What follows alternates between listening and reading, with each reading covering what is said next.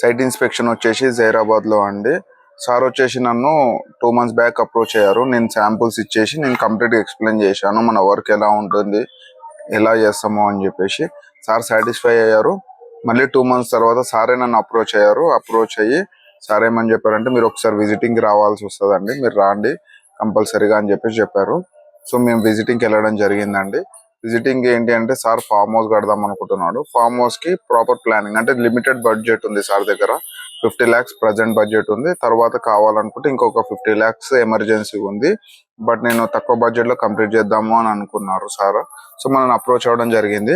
So proper గా మనము planning ఇచ్చాము, ఎలా చేయండి సార్, ఎలా చేయండి, సో మీ ఫైనాన్షియల్ కూడా మీకు వర్కౌట్ అయ్యేటట్టు ఉండాలి అని చెప్పేసి మనం సజెషన్ ఇచ్చాము. సో సార్ అయితే ఫుల్ సాటిస్ఫై ఉన్నాడు. అండ్ సార్ మీ రిసీవింగ్ చాలా బాగుంది సార్, మీరు ట్రీట్ చేసిన విధానం. Thank you very much sir, మమ్మల్ని నమ్మి మాకు మీ వర్క్ ఇచ్చినందుకు థ్యాంక్ యూ వెరీ మచ్.